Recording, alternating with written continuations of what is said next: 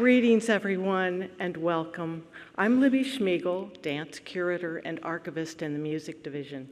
Thank you for joining us tonight. This event marks an important moment for dance in the Library of Congress.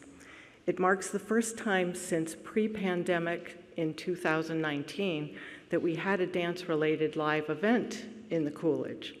A happy return of dance to the Coolidge stage, as our benefactor, Mrs. Coolidge, intended dance to happen here from the start. Take a look at the display lobby to see more. Tonight also marks a celebration of the continuation of the Anna Sokolow legacy through the work of the Sokolow Theatre Dance Ensemble, founded by artist James May, Anna's choice for safeguarding her legacy. The company, now under direction of Samantha Géracht, not only survived the theater closures, but used the time to find new ways to expand its artistic reach and repertory. The event tonight brings Anna's legacy to the library as dance history in action, but we also welcome and give thanks to the Sokolow Theatre Dance Ensemble for their archives, which began to arrive in December. I should give a quick shout out to Francesca Tedesco, one of the ensemble dancers who's in the audience tonight, who organized these papers and recordings for us. She's here tonight somewhere in the audience.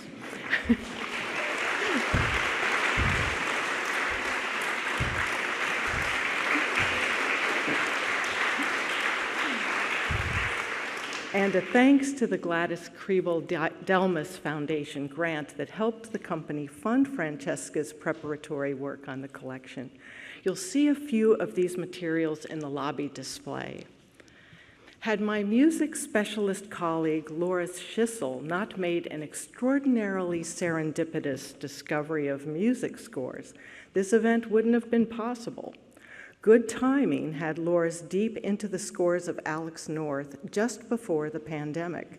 And there he found the two scores you'll hear tonight, the very scores composed by North that Samantha was seeking and that were widely thought to have been lost. With the actual holograph scores in hand and the magnanimous assistance and encouragement of Abby North, custodian of the Alex North legacy, tonight, we can reunite and honor the significant creative partnership of Alex North and Anna Sokolow of the 1930s. And a delightful surprise, we have in this room tonight both Abby North, who traveled here from California, and Jim May, who came down from Philadelphia to witness this program. They're here somewhere in the audience, too.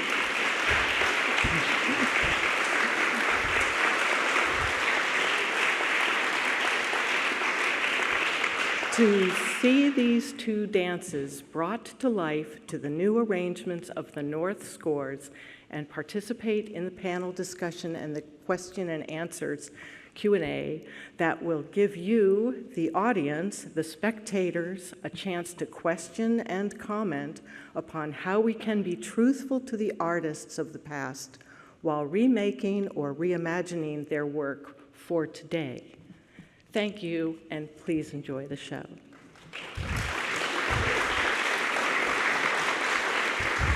I turn the program over to Samantha and her ensemble. She'll tell you more about Anna, her creative process, and her artistic intentions.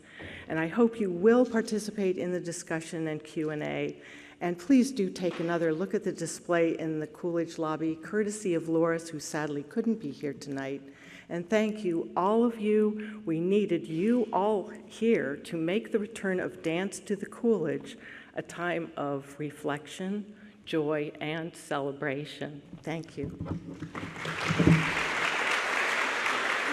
First of all, thank you to Libby and to Laura and to Michelle, who's the producer this evening, and the entire staff of the Coolidge Auditorium for bringing us in this evening to share our work with you.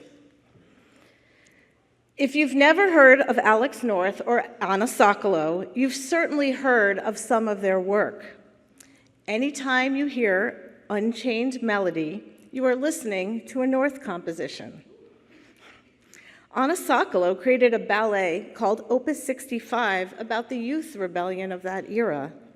That piece was the kernel of a Broadway show you all know as Hair. But at the beginnings of both of their enormous and prolific careers, there was a 7-year collaboration between these two young artists that informed both of their careers for decades to come. The two meet in 1931 at 21 years old. And over the next few years, they created about 19 works together, depending on how you count when they renamed the same pieces.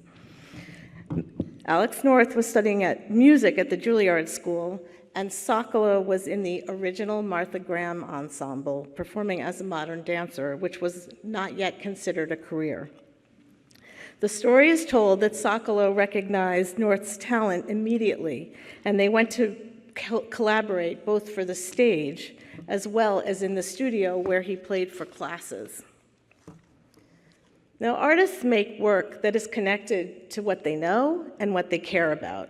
And in the early 1930s, like many artists of their time, Sokolow and North were concerned with the plight of the common man and the worker and the rise of fascism. The two artists are immersed in and surrounded by essentially a who's who, and some lesser known, of the artists across all sorts of writing and painting and music and dance. And while they're the part of that community of artists who are drawn to these themes, they each emerge from the pack as independent artists on their own journeys. Slaughter of the Innocents, which we will look at first, is a collaboration between the two that was made in 1937 as a protest of the bombing of the Basque towns in Spain. It's a subject that many artists of the time, if you saw the Philip Guston exhibit in the National Gallery recently, he did one that year. Picasso's Guernica comes out on display after the Slaughter of the Innocents premiere, I must say. And while it was a timely and political, Slaughter of the Innocents is a timeless subject. And all the way back to Rubin, we see the Slaughter of the Innocents about the slaughter of Antwerp in 1611. So it's classic and timeless and of the moment and of our moment. I'm going to take you through the entire process of rebuilding and reimagining this work. But before we do that, I would like to show it to you for the first time as if you were in the theater ready to see a concert that was not a lecture demonstration.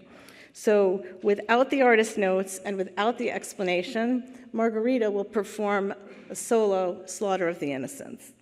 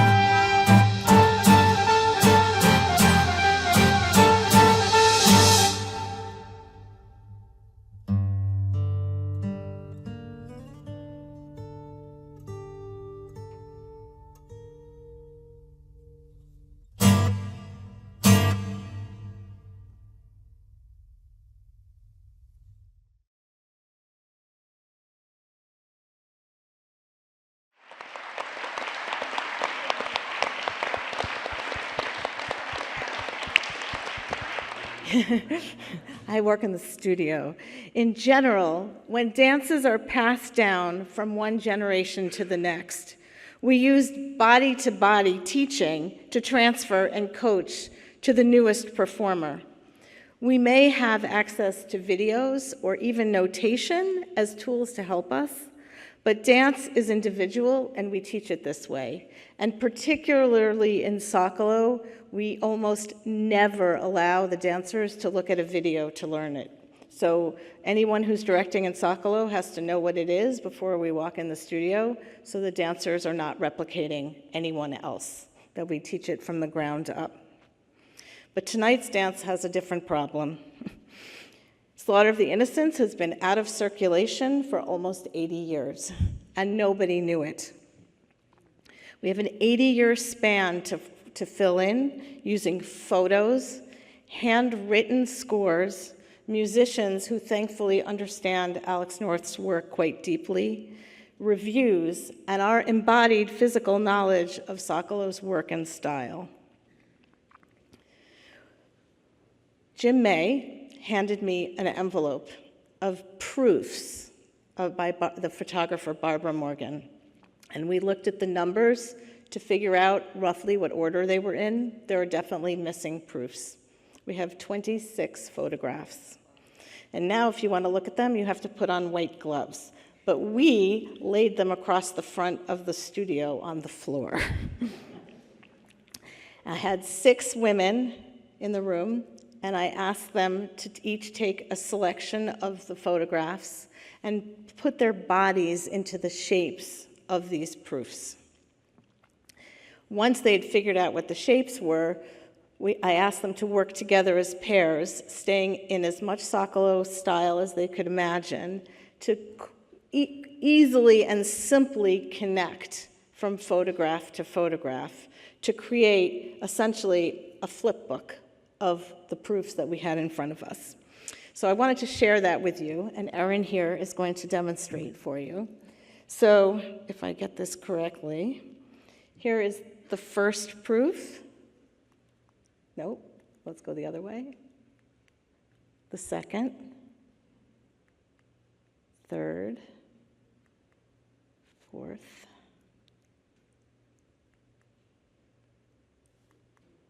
fifth,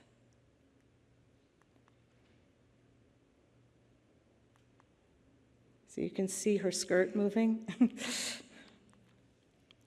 That's the last one. Okay, so she's going to show you the very first phrase that was made to go with these pictures.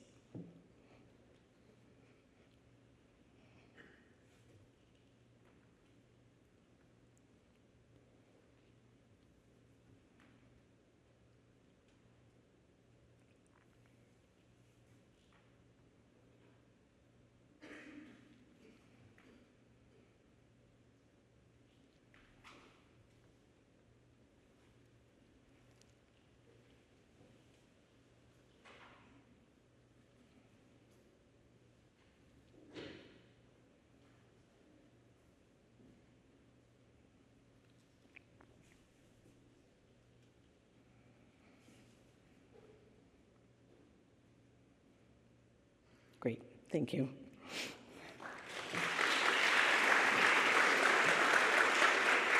What's this one? Okay, next set.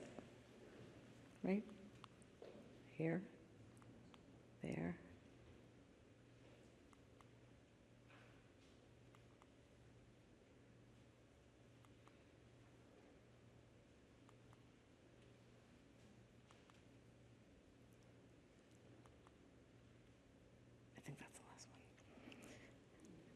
The next 2 dancers, which I believe included Erin, came up with this one.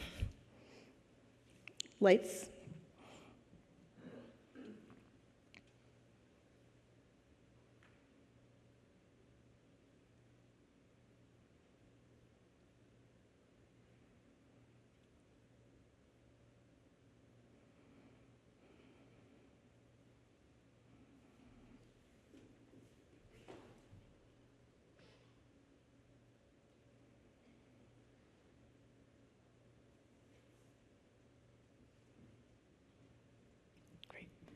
And the last phrase was with these.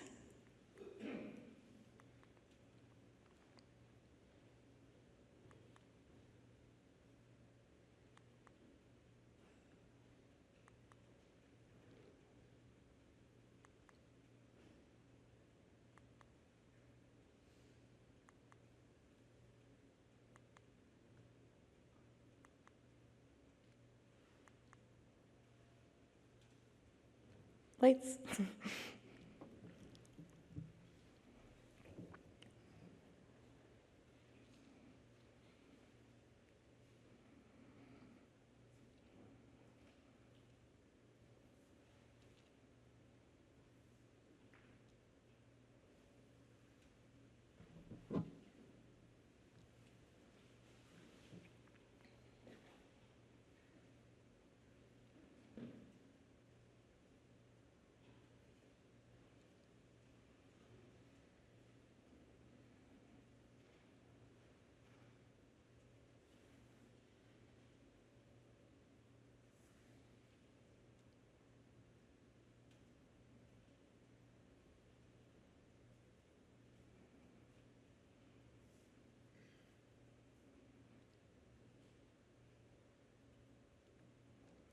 There, thank you.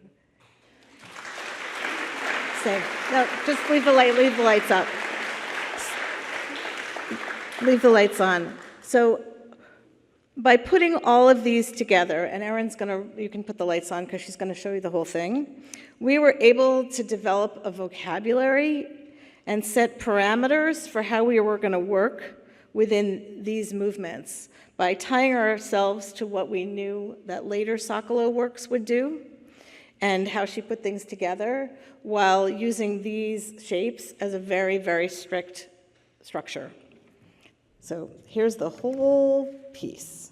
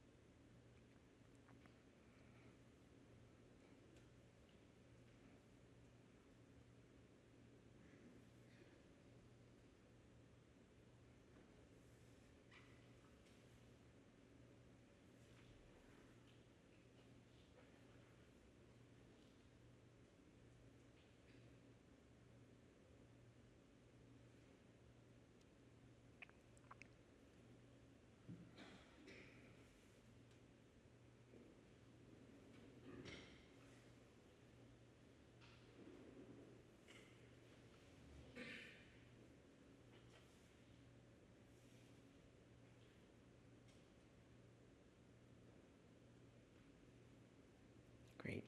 Thank you. You can go change.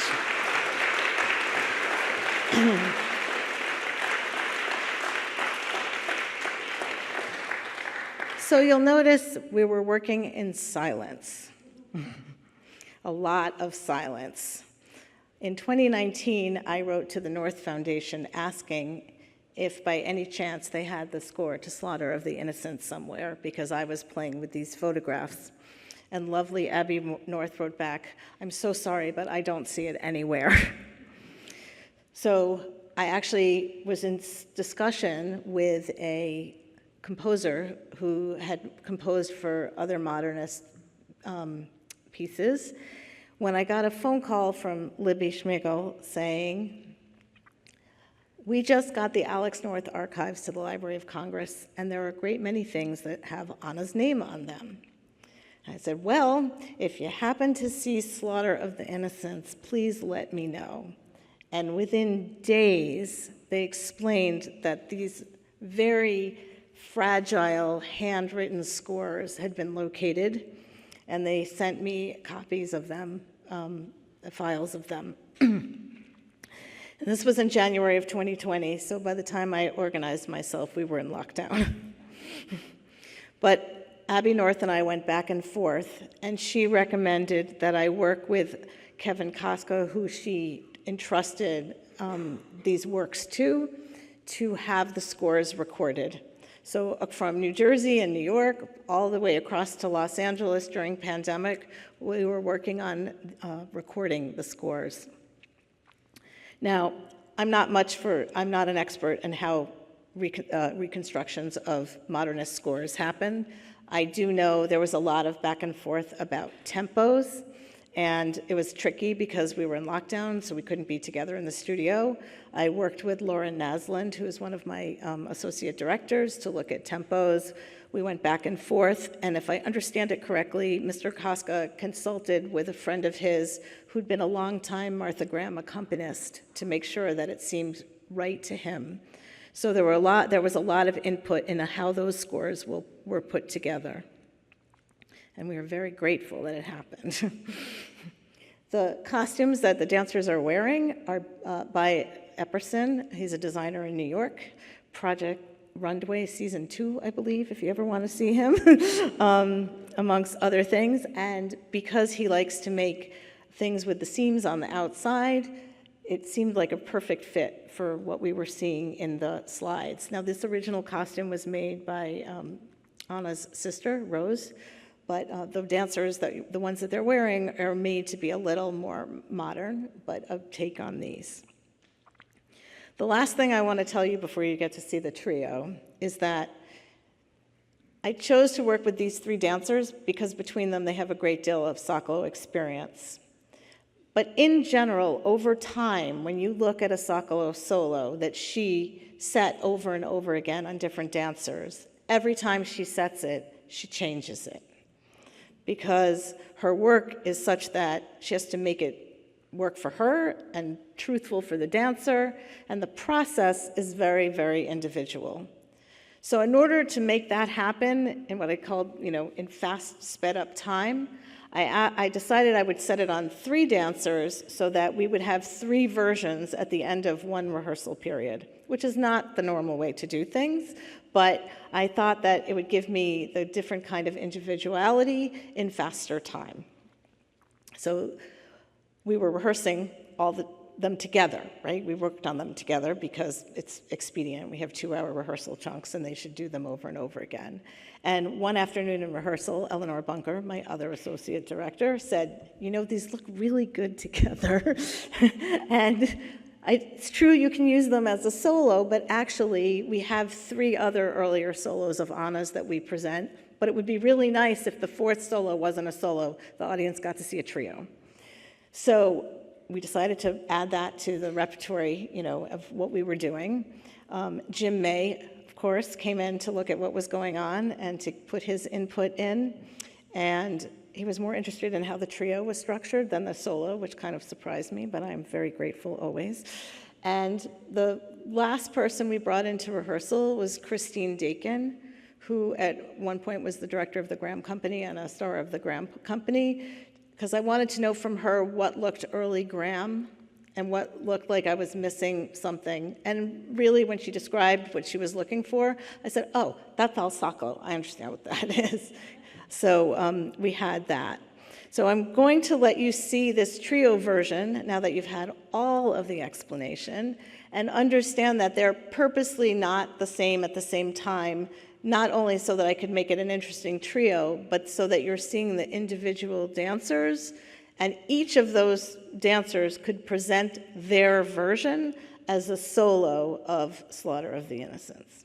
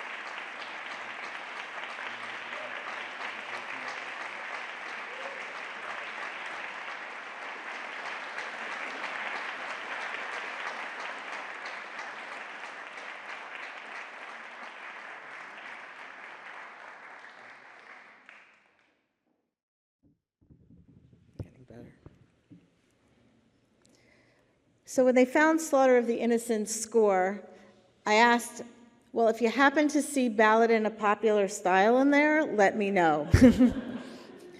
And sure enough, they said, absolutely, we have the score.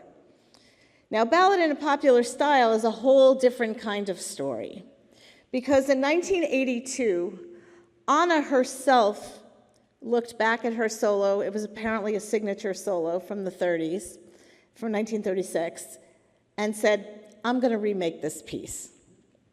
But she had a problem. She couldn't find the music. And the dancer who worked with her in 1982 shared that she was quite upset that she couldn't have the correct music. But she settled, and they chose a section of Chick Corea's children's song. So from 82 on, quite a few of us learned Ballad in a Popular Style to Chick Corea song. I did it, Ellie did it, Alana's done it. But when we had the music, I thought, well, Anna really wanted it to the original music, so let's have a go at it. So when they were recording Slaughter of the Innocents, we also recorded Ballad in a Popular Style. Now, Slaughter has quite a big orchestra, especially, I would think, for modern dance concerts that were played live. Ballad in a Popular Style is the piano, but Mr. North whistled for her. And in this day and age, that requires a professional whistler. So, ericwhistles.com, by the way. Frozen, Mickey Mouse, anything you've heard, he's whistling. But then we had a different set of problems, because we certainly didn't have any photographs from Ballad in a Popular Style, and we knew that it was jazz. But instead of working with 3 dancers, I worked with 1 dancer, Alana Cohen, who had done the 1982 version. But I actually asked my colleague Ellie Bunker to work with me to make the new dance. Because Chick Corea's song is of 1 minute and 50 seconds, and the lovely recording of Ballad in a Popular Style is almost 5 minutes. So it was not a question of taking what we had and gluing it phrase-wise into the old music. There was a space where we felt it made sense, what we knew. Like there was a piece of music where we were like, oh yeah, I think that must be what she remembered when she set the piece. The dancer, Susan Thomason, who did it originally, and then Evelyn Shepard, who did it after that, both said Anna was quite clear about what she was doing, and she wasn't really making it up on them. She was rephrasing it to the new music. So Ellie and I, instead of building a vocabulary and trying to make it from there, actually deconstructed the 1982 Ballad in a Popular Style, looking at all the themes within that dance and that choreography, adding very, very little to turn it into this 5-minute piece you're about to see. Now, we know from Anna that she spent quite a bit of time in Harlem in the jazz clubs when she was a kid. And she, in other pieces, would do this. She'd show us how she did this trucking.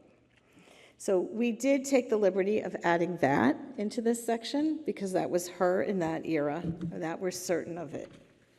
But other than that, all of the movement is directly taken from the 1982 choreography. And then, in the last moments of this version, you will see the 1982 choreography phrased just a little bit differently in this piece. So it's a deconstruction, and then Anna's theme is in there. Now, Anna's choice to use jazz and make a dance that was pure joy, well, apparently Martha Graham said it was vulgar and that she shouldn't do it. But Anna was already quite avant-garde, choosing subjects in her contemporary world instead of big classical subjects. And as Anna would say, I worked my truth. I was looking for the truth. That was non-negotiable for her. So here we present to you the new version to the old music of Ballad in a Popular Style.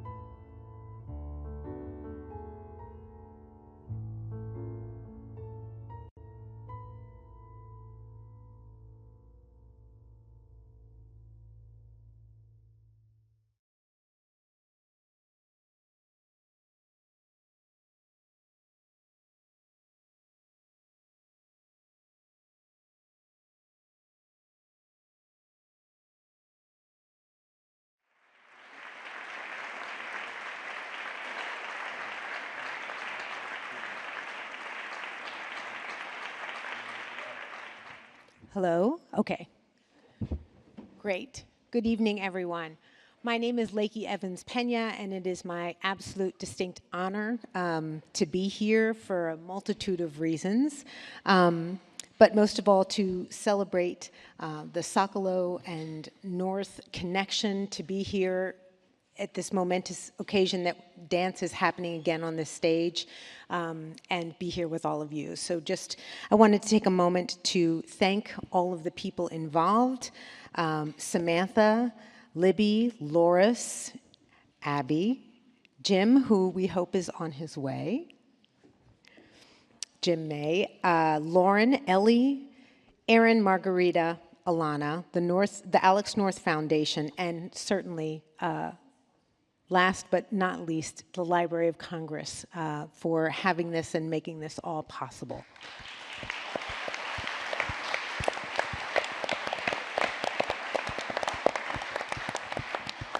We have absolutely learned a lot over this period of time, and I hope you enjoyed it as much as I did.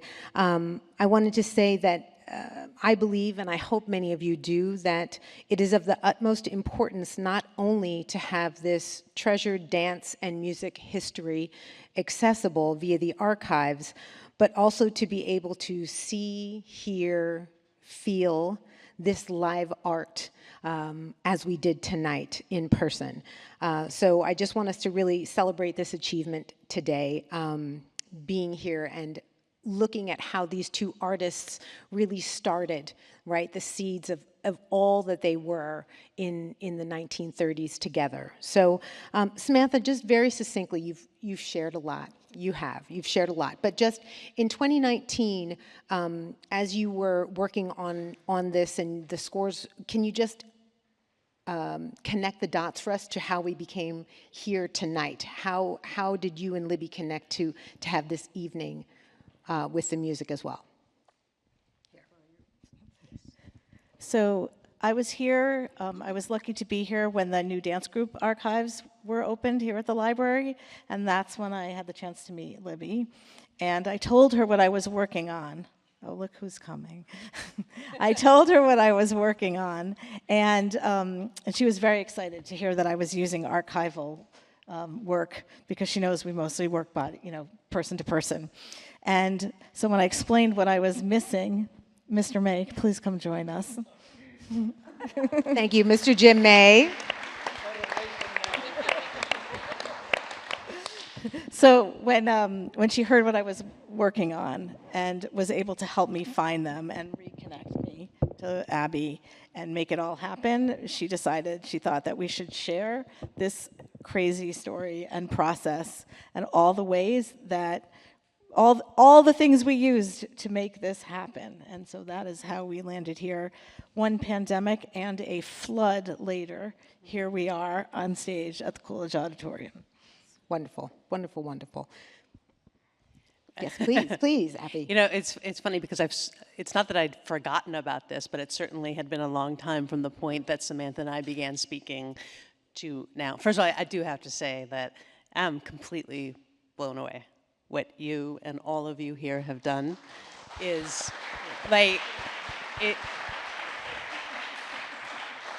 it's so incredibly meaningful. I'm a music rights manager. I've spent the past couple days at the LOC, at the Copyright Office with the really incredible people who work here, and it's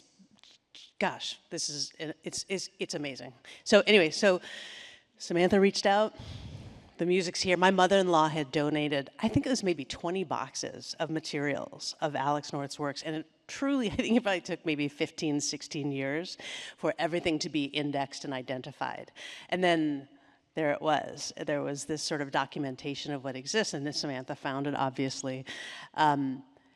This was during the pandemic, and Kevin Koska is somebody who I've worked with on several projects.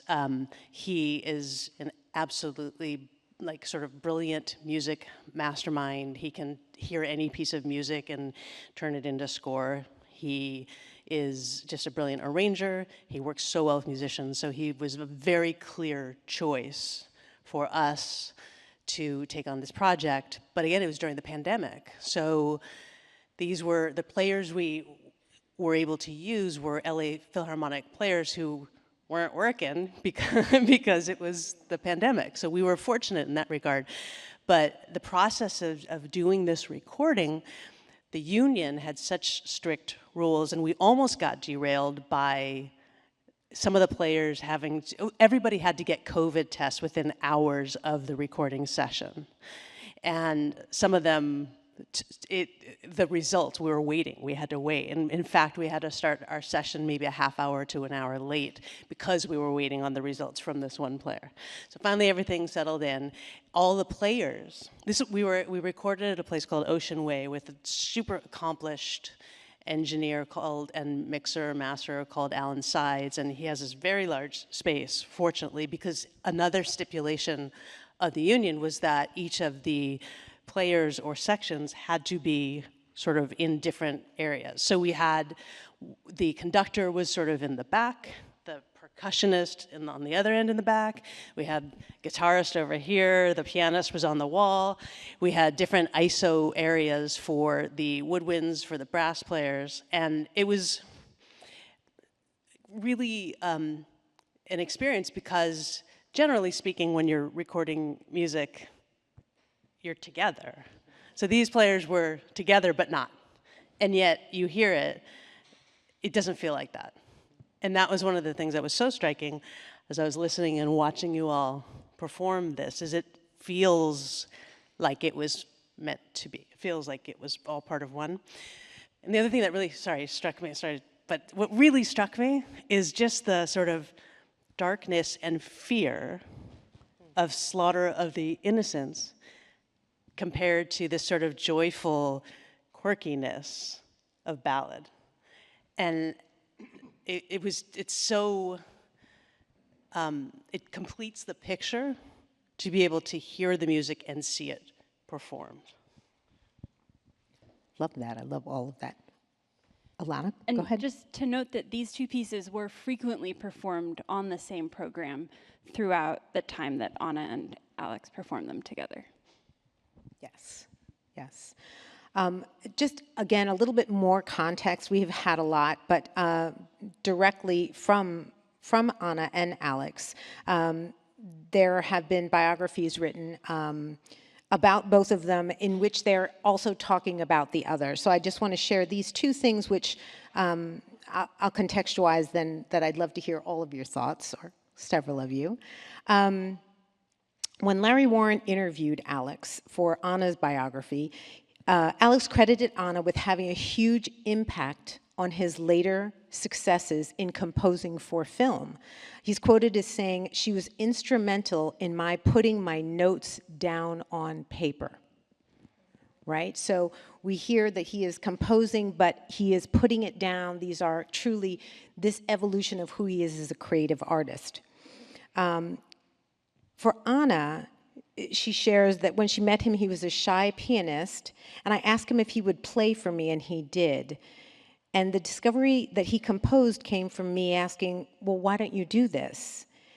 And she said that he was born with natural talent, but he didn't really know it until we started working in this way, and he realized it.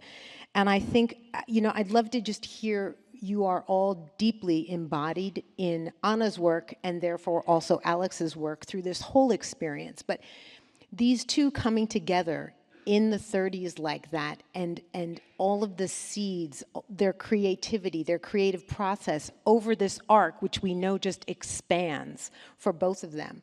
How important was it to have someone by your side who recognized your talents, right? What is that like? Because I see you all do that. I was lucky enough to attend rehearsals for the last several months and just watching this whole process of support. So what is that like?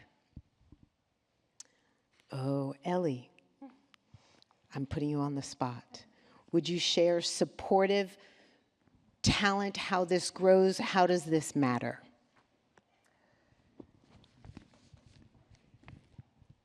Well, it is just amazing seeing these two minds come together. And finally having that score realized once again. and especially to hear it on this sound system, it's just amazing, you know, and so many images come to mind. And I can really see how Anna was just so inspired by this young man, you know, hearing smaller compositions, maybe just little sketches or whatever, and she had all of her own ideas, and that they were so keyed into what was going on around them. I remember Ernestine Stodell saying, I asked her once, I said, you know, everything that was going on in the world in the 20s and in the 30s, and we were talking about the beginnings of modern dance, and I said, you know, how did you feel being grassroots modern dancer? And she said, we stood up and we saw aridity. You know, there was a need to say what was going on, what they were seeing. And so it's so exciting because Alex helped Anna give voice to what she was seeing and how she was feeling, and helped her find her truth, and she helped him as well. Yes, brilliant, absolutely brilliant. Thank you.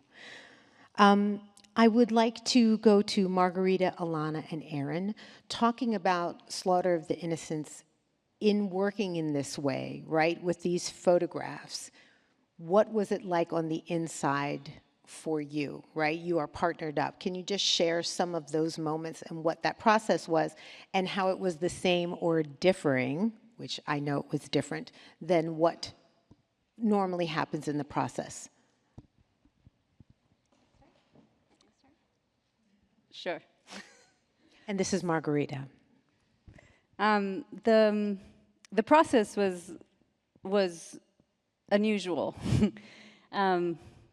Not just because we had to create a language, like Samantha was saying, from this kind of bits and pieces of vocabulary, or like having a few words and trying to write a book out of a few words, but because also from, in my experience, having danced with Sokolow for, I just realized, almost 15 years, we usually start from the intention, right? And from the emotional quality of the movement and from the idea.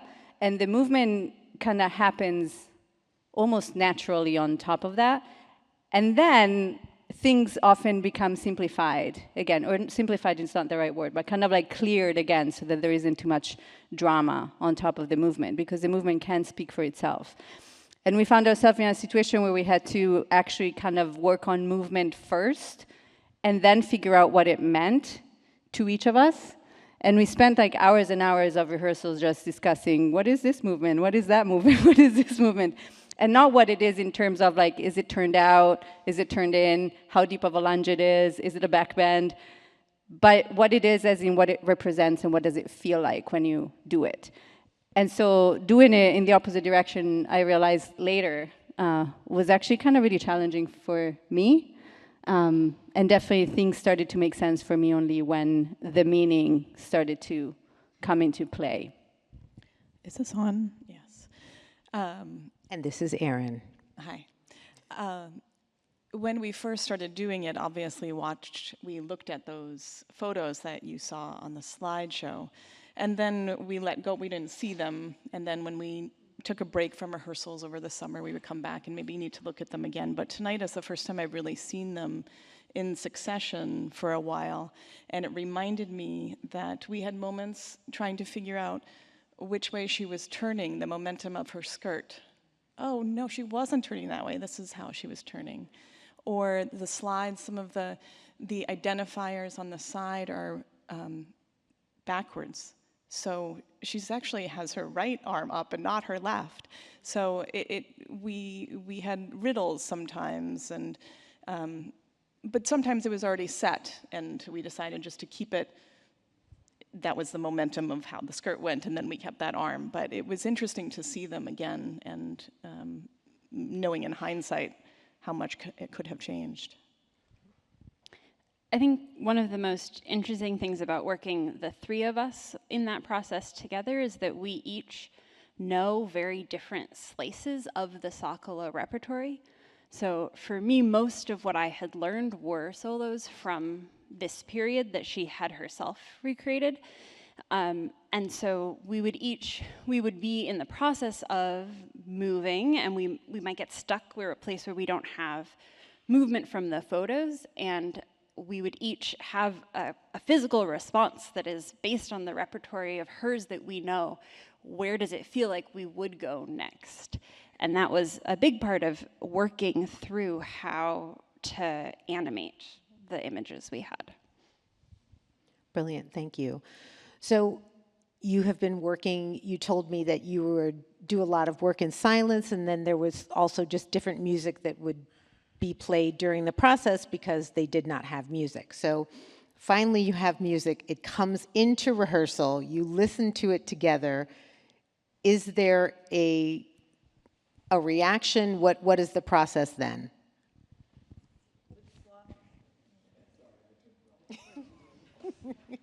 With Slaughter, we were kind of in shock because we had no idea what was coming, and I'd been kind of playing different modernist composers, but it's clear from Slaughter how Alex North became a film composer because there are vignettes and stories.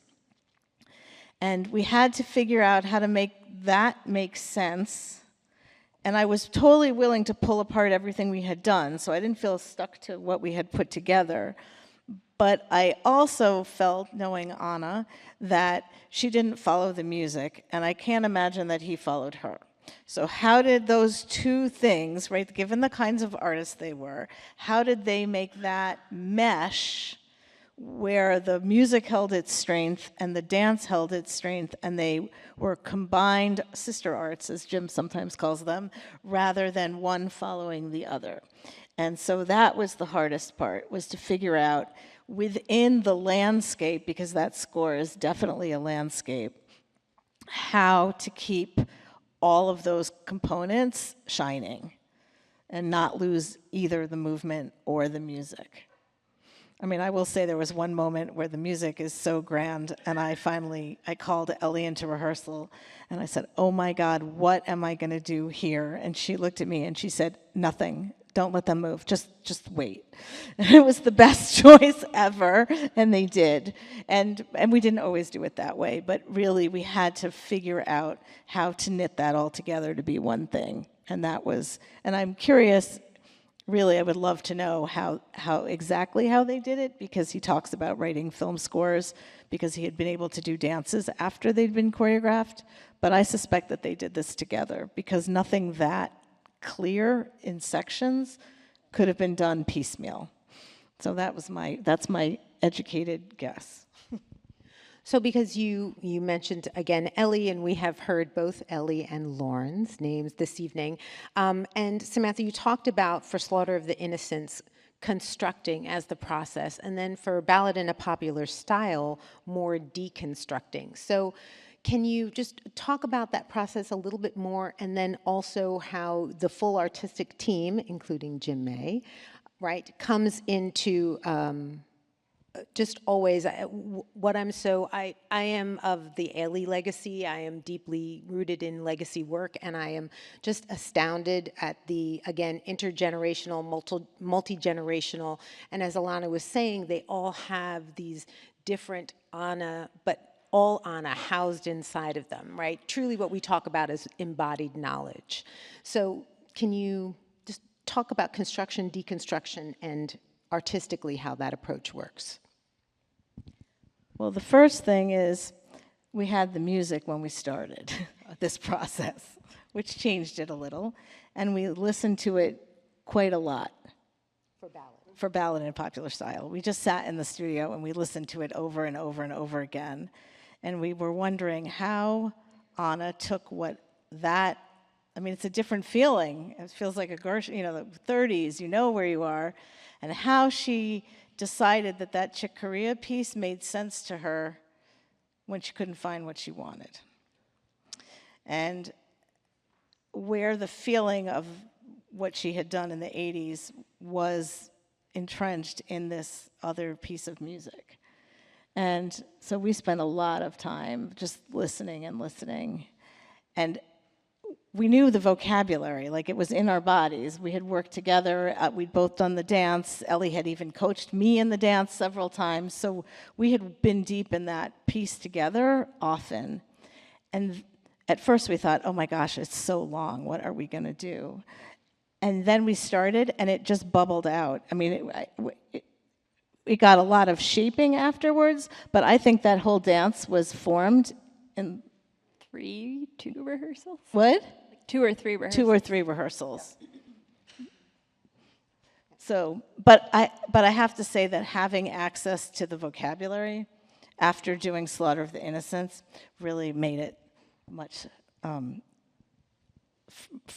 I felt freer to do, right? I wasn't like, oh my God, am I making this up? Is this really Sokolow? Is this me? Is this what, right? So with this, I knew I had this Sokolow vocabulary.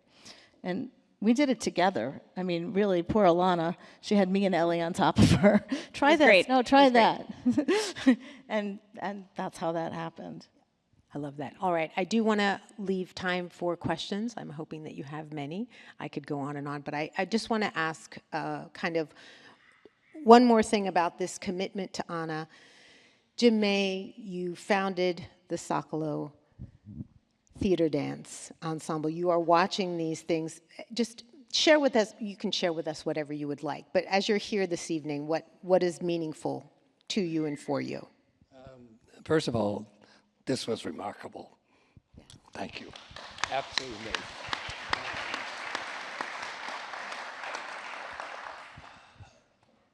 Anna, Leonard Bernstein, who Anna worked with Candide and everything, was amazed because Anna could not read music. She never picked up a score. He said she had a natural affiliation with music, whether it was jazz, or whether it was classical, or whether it was contemporary. She just felt it like a musician would feel it. I have, with the Sokolow Company, 3 things. One is dance, one is music, and one is drama. They have to be superior actors, which you just saw, and they have to also be musicians. It's not that they're following the score. They feel the score and they go, and I think Anna got that from Alex. Watching this tonight, I'm just going, oh, the 2 of them, that he understood from her about dance, and she understood from him about music. And it's not following. It's really quite amazing what they did here. I would like to bring in just 2 other things. One, with Ballad with the popular style, when Anna did it, it was, as I remember, she remembered 3 solos from back in the 30s. One was the bullfighter.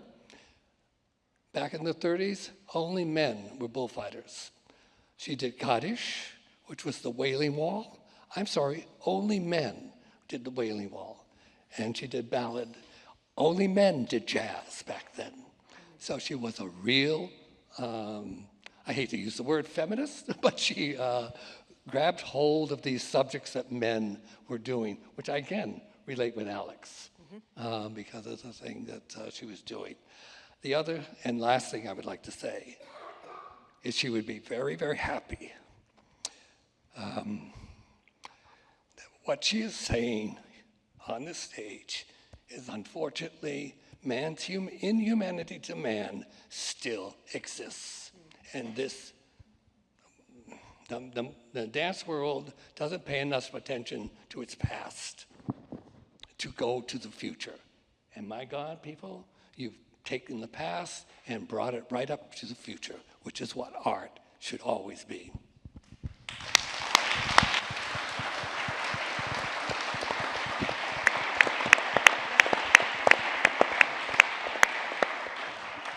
Brilliant. So that definitely takes us to question and answer. Can we bring the lights up in the house a little bit? Is that possible? And there are people in either aisles that have, yes, microphones that will come to you if you let them know. Thank you so much.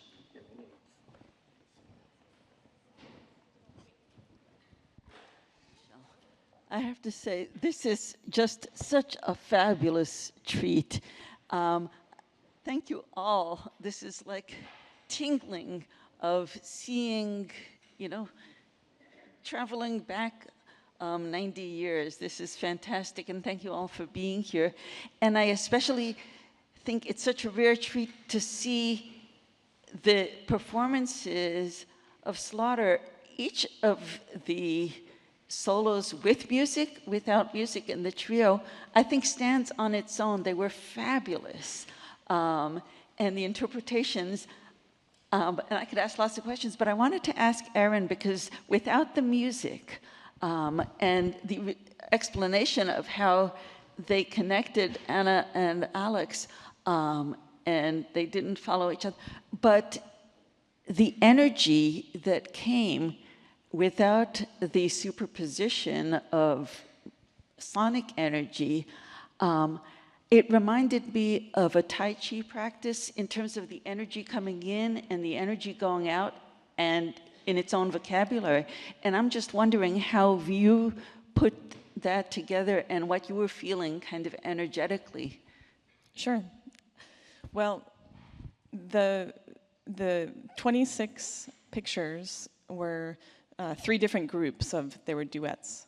So I learned it from watching the 2 who created the first 7 movements. And in the photographs, you can see, I think it would be blurry if she was moving quickly. There's a stillness and a musculature and a positioning that's dramatic or heavy or grounded, and so it can't move quickly. And I think that in our groups, and then you do, as I spoke about before, you see her skirt move in certain ways, so you know that there are turns happening. She gets down to the floor, and turns are difficult to do slow. So the pacing of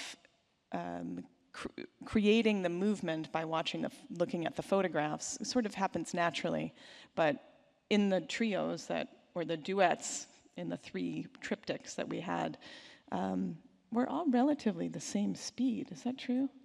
Yeah. Great. Next.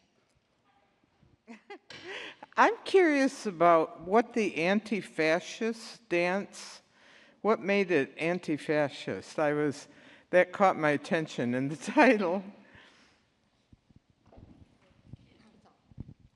So there were 2 themes in the art world, in the development of modern dance happening at the same time.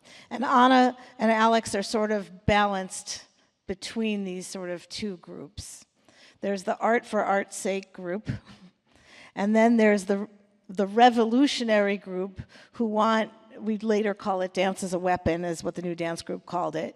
And they wanted protest pieces, right, that were the message. The medium was less important than the message. And Anna moved in both circles when you read her history, and if you look at her FBI report, which is out there. But she never joined the Communist Party, but she was part of the community that were making these pieces. And she and Alex, and I don't know his exactly, but it seems to me, from what I understand, that they were making a Slaughter of the Innocents, which was a protest of the Nazi aerial bombing and wars, and several other works that they did that were the subject, where the anti-fascism was the subject, but they were often accused of being too. I was also in the Library of Congress archives this week, and I was reading where Anna was accused of being too abstract. And I think that the reason why she's too abstract is you also read accounts of dancers, and they're all performing in union halls, right? That's their audiences, who are in black dresses, writhing on the ground and shaking their fists. And Anna was not doing that and not interested in that, because she was interested in the medium of choreography and what that could say. So she is, as I said, she is right in the center, whereas her commitment to social commentary, or what she was seeing is important, but she wasn't part of she called it the political revolution rather than the modern dance art form revolution.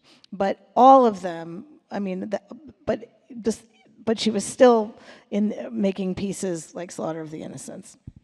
And really specifically, that is what it says in the programs under this piece, that it is a protest against the fascism in Spain, or a mourning of it. And I think also some of the performances they were doing were as benefits for the American Committee to support democracy in Spain. So they're also putting themselves where their art is, and actually trying to support these causes. There's a gentleman behind you who has the microphone. I wonder if you will speak to your reluctance to use video when learning a dance, and specifically when you had discovered the triptychs of still images, what if you had discovered alongside it a video reel? Would you have used it to rediscover the Slaughter of the Innocents, or would it have been as a director, and all of us, we can look at the videos to see what happened and to remind ourselves what we did, right? It's once the person has created the dance for themselves, then they can look at another version.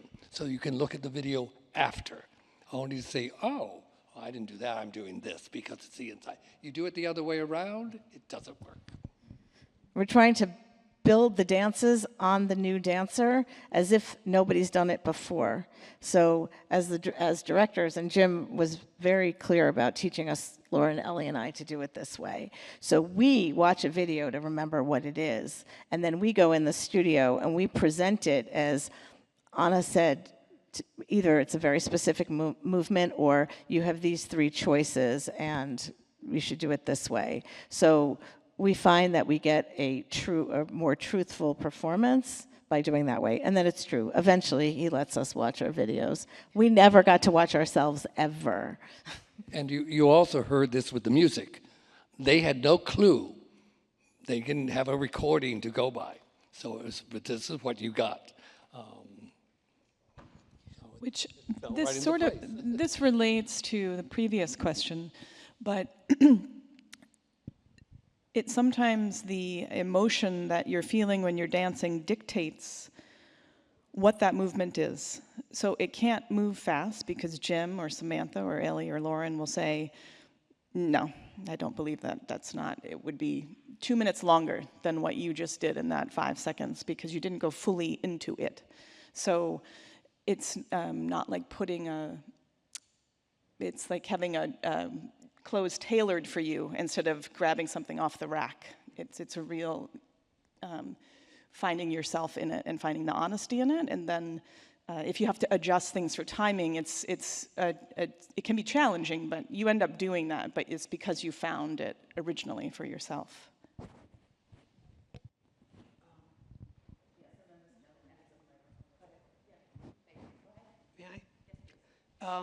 Many people in the left, through the ages, through the times, have never been officially member of that party or another.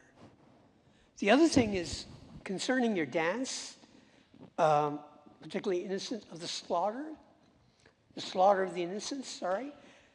This symbol is very, very powerful because to me it's both prayer and at the same time it's defiance, and that will get you back. So anyway, that's all I need to say.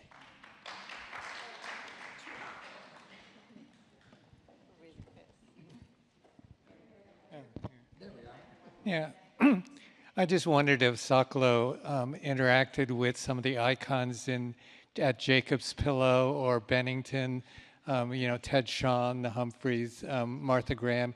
And secondly, did Laban notation, was that ever used in any of her dances? I'll answer the Laban notation thing first. Ray Cook, who was one of the most important people in the Laban notation of recording, was in her company. So he recorded rooms, so he was right at the beginning of the notation and recording Anna's works. So we're very gifted in the fact that we have a lot of her works recorded in Laban notation. Interesting. Anna comes from the theater world. She knew Ilya Kazan, she was part of the whole Stanislavski, and so it comes into the rhythm of her movement. It's like with an actor. Actors have a rhythm within themselves to do the piece. That's how it works. And you sort of memorize the rhythm, and the words are above it and everything, but it's not set to the script. It's set to the rhythm of how they feel, and that's where she's from. So it comes from an inside, and then the music and the movement comes out of that. So it's absolutely the opposite of most way of learning dance. Yes. The answer to your other question is that she spent a lot of time, she was one of the original fellows at Bennington College. So 1938, so the year after Slaughter is made, she and Esther Junger and Jose Limon are the first 3 choreographic fellows at Bennington. And I just read the review where John Martin said, well, Anna was in her element and it was new to the other 2. So she was at Bennington more than Jacob's Pillow, but she was involved with that.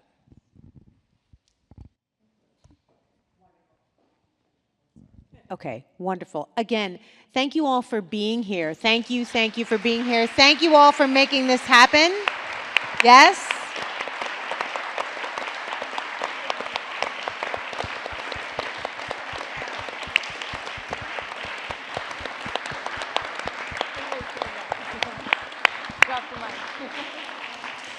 Wonderful.